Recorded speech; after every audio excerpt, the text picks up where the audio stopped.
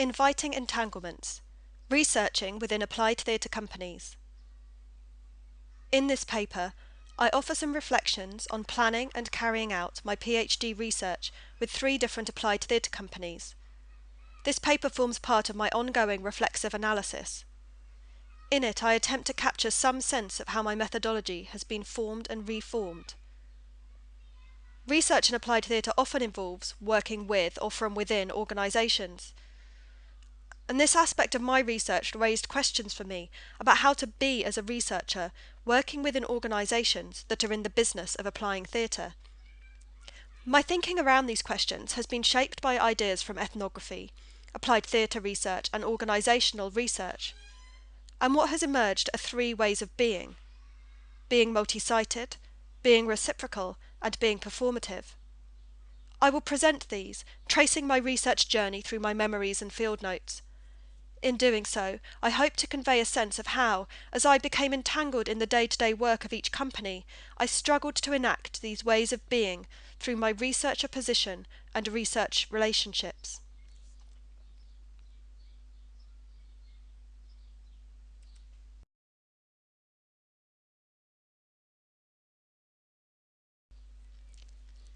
The tangled strands of my research stretch out way beyond the start of my PhD.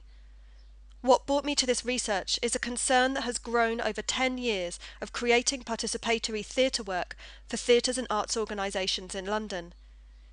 This concern is with funding and the challenges that managing funding relationships present for those making applied theatre. In the academic discourse of applied theatre, it seems evident that funding can bring multiple and conflicting agendas into play, that local, national and global economies can shape and sometimes compromise applied practices. But sometimes these overly deterministic understandings of funding relationships do not seem to leave many positions or possibilities open to practitioners who both want to make a living and produce work with strong artistic and social values. I believe it's important to find possibilities for action within this system, through a better understanding of the ways in which companies making applied theatre experience and manage their funding relationships. And so I started to plan my study with the intention to explore the negotiations, strategies, positions and possibilities that arise through the day-to-day practices of applied theatre companies. The 3 companies who've been involved in my study are Applied Theatre Consultants Limited in Aotearoa, New Zealand, C&T, who are based in Worcester in the UK, and FM Theatre Power, who are based in Tai Kok Shoi in Hong Kong. Why these companies? Well, all describe themselves at least some of the time as applied theatre companies. They are all independent companies, so not part of larger organisations. Making some form of applied theatre practice is their main purpose and activity. All have engaged in interesting and innovative creative and business practices to sustain themselves in their particular cultural and economic contexts. But most importantly, all expressed a mutual interest in my research topic in our initial discussions. And I think this is where the inviting of my title comes in. These organisations all responded positively to my invitation to take part in my research, but also, in their responses and in our first meetings, I found a returned invitation, an openness to letting me get entangled with their company.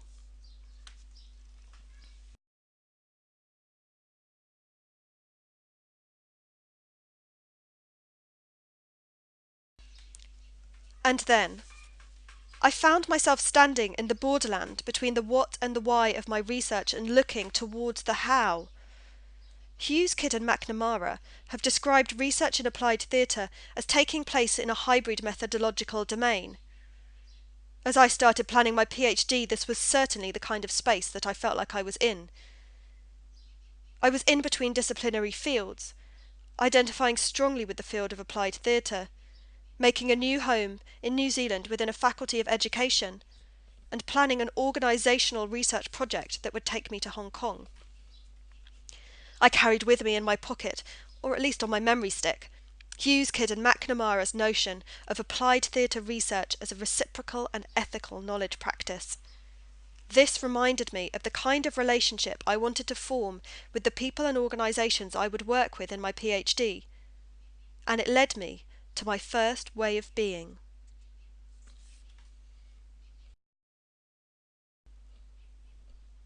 Being reciprocal. The Oxford English Dictionary suggests reciprocity involves a relationship in which something is returned, a response or answer that corresponds to what is given. So what might make a research relationship with an applied theatre company reciprocal? In literature on organisational research, I found that reciprocity was often conceived of quite functionally, in terms of the tangible, often financial benefits gained by each partner, a kind of, what do I get out of this relationship? The terms of the research agreement I developed with each company might be an example of this kind of reciprocity. From my days as an education manager, I have this incessant risk assessor in my head that tells me that I need a formal document for every occasion.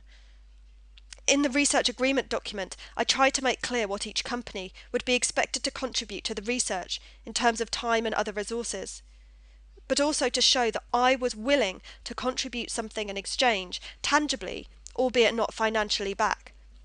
Exactly what I would contribute was negotiated with each company. Looking back, while this agreement gave me a useful focus as I started my research with each company, this document alone would never have been enough to ensure that a reciprocal relationship was sustained. It was through my time with the three companies that I found that reciprocity in practice is something less tangible, more sensed or felt. It's knowing when and what to offer, and sensing the value of what is being given. Early on, this sensing was often complicated by feelings of obligation, feelings of not giving enough, or of taking too much, feeling like there was an imbalance in the relationship. It takes time. It was towards the end of my 2 months with each of the companies when I felt like I found what I called in my journal a meaningful role. This was perhaps an indication of having established a more balanced relationship, or perhaps of just having gained a greater awareness of that relationship's dynamics. The notion of reciprocity in applied theatre seems to be closer to the forming of a dialogic relationship than setting the terms for a straightforward contractual exchange. In fact, if I look up reciprocity in the Applied Theatre Reader, edited by Prentke and Preston in 2009, the index redirects me to chapters about dialogic relationships. Those chapters to which I am directed, however, remind me that it is not enough to offer the notion of a dialogic relationship as a point of closure. It is not the place to finish, but the place to start considering issues of representation, choice, power, and responsibility. As with the research relationships we form in our practice with different groups and communities, a research relationship with an applied theatre company is one in which all of these issues must be continually negotiated.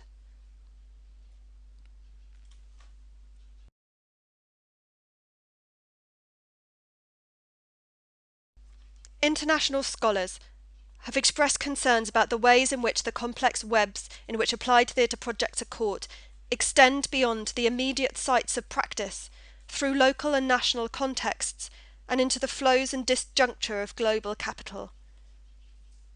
My research responds to their call to consider the globalized nature of funding and funding relationships, and this drew me towards taking a multi-sited ethnographic approach, and specifically to working within and across 3 different national contexts. Lois Weiss, Michelle Fine, and Greg Demetiadis in 2009 described multi-sited ethnography as involving the juxtaposition of 2 or more ethnographically conceived sites, and the tracing of connections between them. This methodology arises from the idea that the global and the local cannot be separated, that connecting across sites allows us to understand both the specific ways globalization is playing out on the ground, and how broader globally linked processes are unfolding across sites. But there was another aspect of this methodology that really shaped my thinking.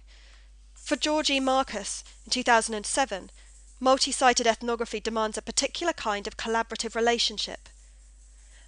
Marcus envisages a research relationship that is a collaboration around a common concern, an epistemic partnership based in a mutual awareness, a motivated interest in a third elsewhere, an object of curiosity, fear, or anxiety.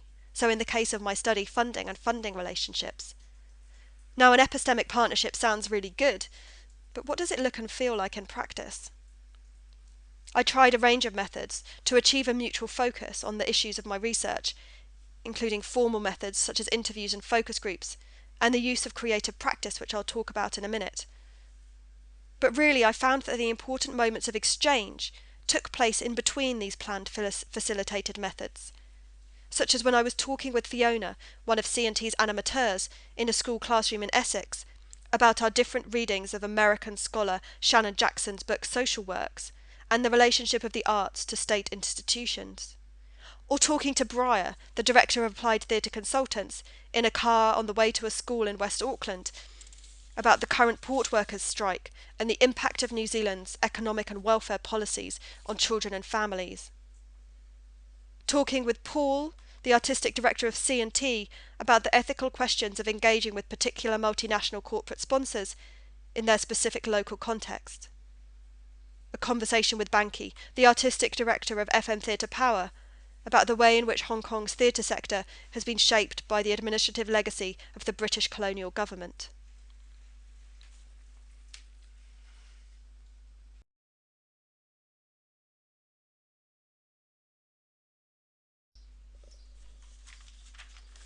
Being performative. I became interested in the work of organisational researchers who were exploring methodologies that challenged ways of researching and representing organisations as if they were abstracted, dehumanised, systematic entities. This can be found in a turn towards more practice-based and relational perspectives. Kivers and Treleaven, 2006, draw on the theories of Karen Barrett to suggest employing a performative rather than a representational lens in organisational research, to shift the focus from the components of practice, so actors, tools, and activity, and to the entanglements and relationalities binding them together in complex communities. Barrett's notion of performativity is taken as a challenge to consider how knowledge from organisational research is constituted and represented. To quote Barrett in Post-Human Performativity, published in 2003, a performative understanding of discursive practices challenges the representationalist belief in the power of words to represent pre-existing things. Performativity properly construed is not an invitation to turn everything, including material bodies, into words. On the contrary, performativity is precisely a contestation of the excessive power granted to language to determine what is real.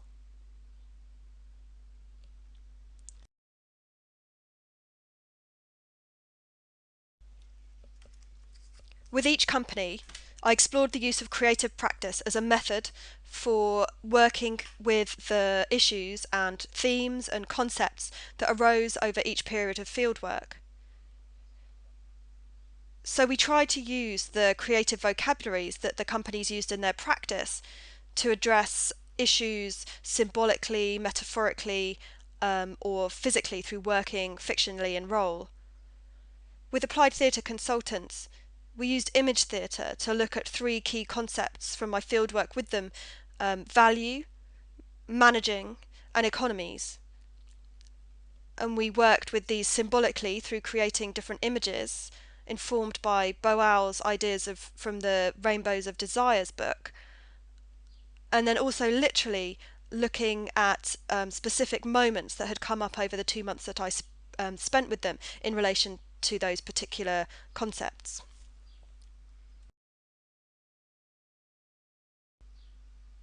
With C&T, I commissioned them to use one of their dramatic properties, or to think about how we could use one of their dramatic properties to look at the ways in which applied theatre companies and their practice intersected with local, national and global economies.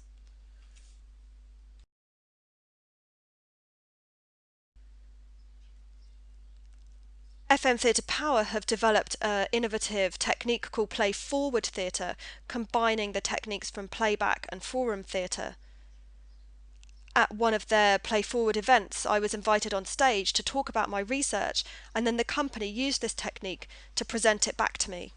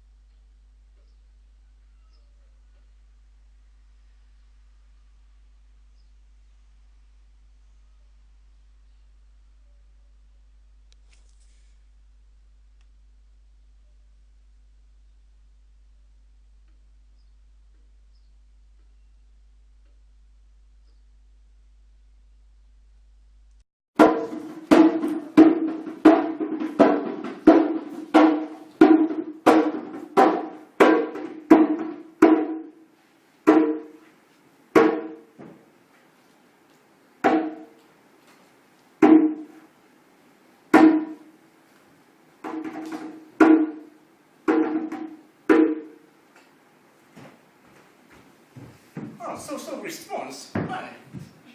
Yes. Social. Social. Social. We do social. Social.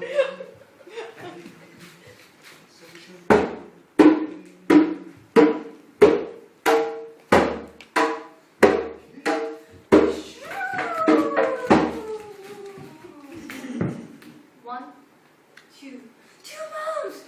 Shoo. 1, 2, 2 mouse. Shoo. 1, 2.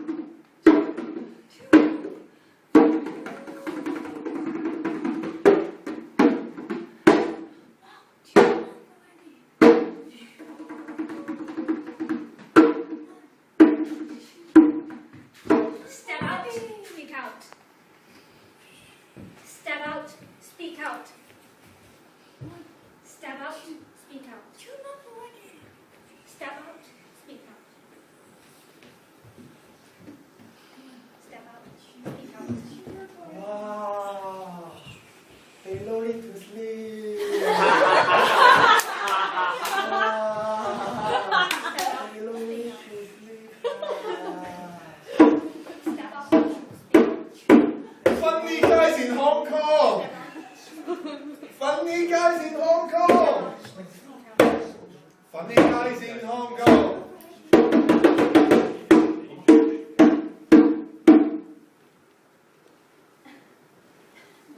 This is like a gift.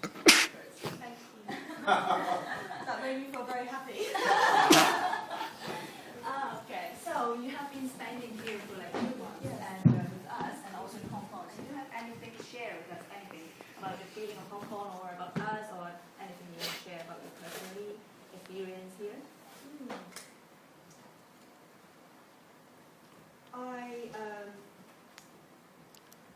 Actually, I've written something for you, so maybe I can read what I've written for you. Yeah, sure.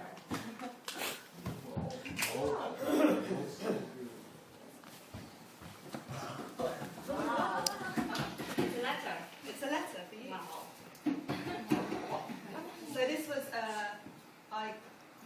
spending time with you for the last 2 months made me think of a quotation from a African-American playwright and writer called James Baldwin, who died in 1987, and he said, Okay, before you do that, can I try something? I Yes, don't know whether yes, it yes. works. Can you just try to use an action or a pose you think it is most resembled to this line, and let them guess You want to try? Maybe you can just, as you have seen before, right? So there was an audience who was trying to do an action, and then you were presenting a line. Can you just try to mold this into a pose, and then they will guess it? It's like la la do. You know what I mean? Okay. Can I do a sound or action or still? Still action free. Still. Yes.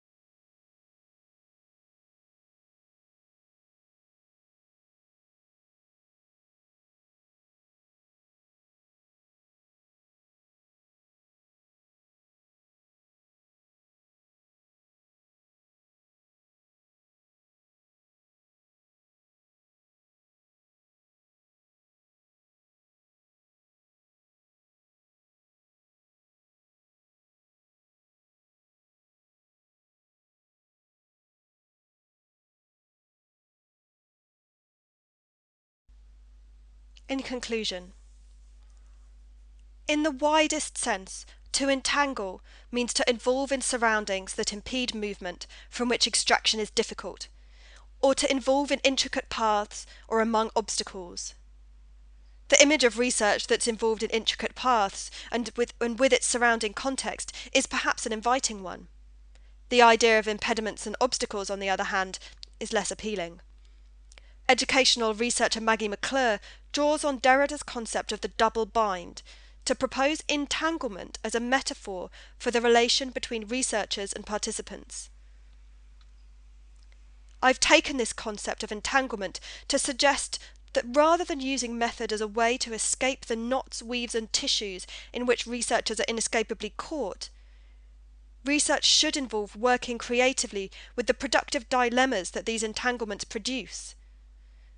It should involve the active invitation of such entanglements. For me, the idea of the researcher as necessarily being or becoming entangled in these relationships, though, requires the acceptance of what Patty Lather calls the economies of responsibility. The responsibility to each company, each worker, each stakeholder who becomes entangled in the research. A responsibility to trying to work in it through a dialogical relationship. To ensuring that the research is a focus on a mutual concern, and to consider the methods and effects of representing them to each other and to external audiences. I hold myself accountable to them every time I write or present my research. Creating applied theatre involves taking the time and care to consider the relationships formed with participants through the life of the project and beyond. I am offering the metaphor of entanglement and these three possible ways of being, not as a model to be transposed onto other studies, but as a provocation for thinking with the same complexity and rigour about the relationships formed with organisations for research purposes. Thank you.